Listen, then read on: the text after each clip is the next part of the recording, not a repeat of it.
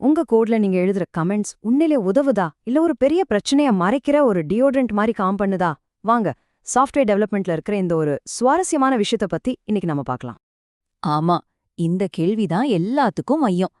நீங்க ஒரு கோட் பிளாக்க பாக்கும்போது அங்க இருக்கிற கமெண்ட் ஒரு நல்ல வழிகாட்டியா இல்ல ஆழமா இருக்கிற ஏதோ ஒரு பிரச்சனையின் அறிகுறியா? வாங்க, இதுக்கான பதில நாம சேர்ந்து கண்டுபிடிக்கலாம். சரி, நம்ம முதல் செக்ஷன்ல ஒரு பொதுவான எச்சரிக்கை அறிகுறிய நாம பார்க்கலாம். அதாவது எப்போ இந்த கமெண்ட்ஸ் எல்லாம் உதவியா இருக்கிறத தாண்டி ஒரு தடையா மாற ஆரம்பிக்குதுன்னு பார்ப்போம். நிச்சயமா ஒவ்வொரு டெவலப்பரும் இதை அனுபவிச்சிருப்பீங்க. ஒரு ஃபங்க்ஷனை புரிஞ்சுக்கிறதுக்கு வரிக்கு வரியா கமெண்ட்ஸை படிக்க வேண்டிய ஒரு நிலைமை. இது ஒரு தெளிவான அறிகுறிங்க. உங்க கோடுக்கு இவ்ளோ விளக்கம் தேவைப்படுதுன்னா பிரச்சனை நம்ம புரிதல்ல இல்ல, அந்த கோட்ல தான் இருக்கு. அப்போ இந்த அறிகுறிக்கு அடிப்படை காரணம் என்னவா இருக்கும்? இங்கதாங்க கோடுக்கான டியோட்ரண்ட்ங்கிற அந்த ஐடியாவே வருது.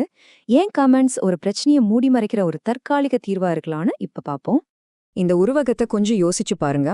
கமெண்ட்ஸ் ஒரு பிரச்சனைய சரி பண்றதில்ல, அதை வெறுமனே மறைக்குது. ஒரு மோசமான கோடோட நாத்தத்தை மறைக்க நாம யூஸ் பண்ற ஒரு டியோட்ரண்ட் மாதிரி தான் இது. உண்மையான பிரச்சனைய நாம சரி செய்யாம அதை மேலோட்டமா மூடி மறைக்கிறோம், அவ்வளவுதான். பாருங்க, யாருமே வேணும்னே மோசமான கமெண்ட்ஸ் எழுத மாட்டாங்க. எல்லாமே ஒரு நல்ல நோக்கத்துல தான் எழுதப்படுது. அடடா, என் கோட் கொஞ்சம் குழப்பமா இருக்கு, இதை நான் விளக்கணும்னு நினைச்சதான். ஆனா இது ஒரு ரியாக்ஷன் தானே தவிர ஒரு சொல்யூஷன் கிடையாது. இது ஒரு தற்காலிகமா போடுற பேண்டேஜ் மாதிரி தான், உண்மையான சிகிச்சை இல்ல. அப்போ உண்மையான தீர்வு என்ன? இங்கதாங்க விஷயமே இருக்கு. ஒரு சிறந்த கமெண்ட்ங்கிறது ஒரு கமெண்டே கிடையாது. அது ஒரு நல்ல, அதுவே தன்னை விளக்கிக்கிற மாதிரி ஒரு பெயர். உங்க மெத்தட்ஸும் கிளாஸஸும் அது என்ன செய்யுதுன்னு தெளிவா அதோட பேர்லே சொல்லிட்டா அப்புறம் விளக்கத்துக்கு வேலையே இல்லையே. ஓகே, நோயை கண்டுபிடிச்சாச்சு. இப்போ சிகிச்சைக்கு நேரம். கமெண்ட்ஸோட தேவையே இல்லாத மாதிரி நம்ம கோடை எப்படி ரீஃபேக்டர் பண்றது? இது வெறும் கோடை மாத்துறது மட்டும் இல்ல, நம்மளோட அணுகுமுறையையே மாத்துறது பத்தினது. இந்த சிகிச்சையில 4 முக்கியமான ரீஃபேக்டரிங் டெக்னிக்ஸ் இருக்கு.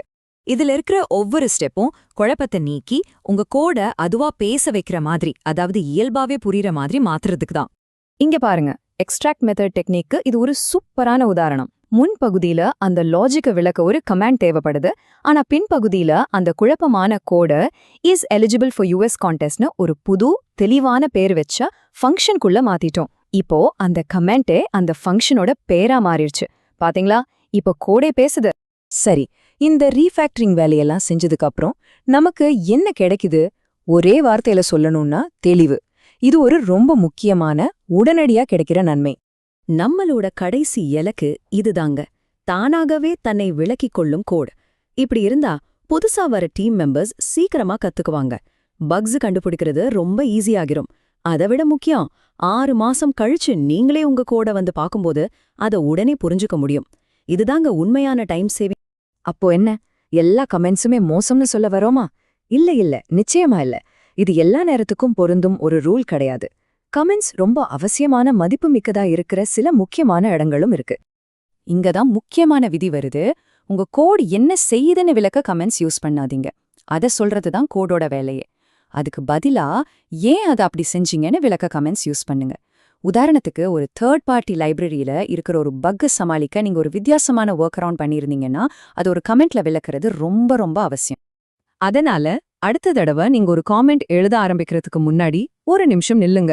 உங்களை நீங்களே கேட்டுக்கோங்க, நான் இங்க எதை விளக்க முயற்சி பண்றேன், அது என் கோட்லயே எப்படி இன்னும் தெளிவா சொல்ல முடியும்னு கேளுங்க. ஏன்னா உங்க காமெண்ட்ஸ்ல மறைஞ்சிருக்கிறது வெறும் விளக்கம் மட்டும் இல்ல, அது இன்னும் சிறப்பான கோட் எழுதுறதுக்கான ஒரு வாய்ப்பு.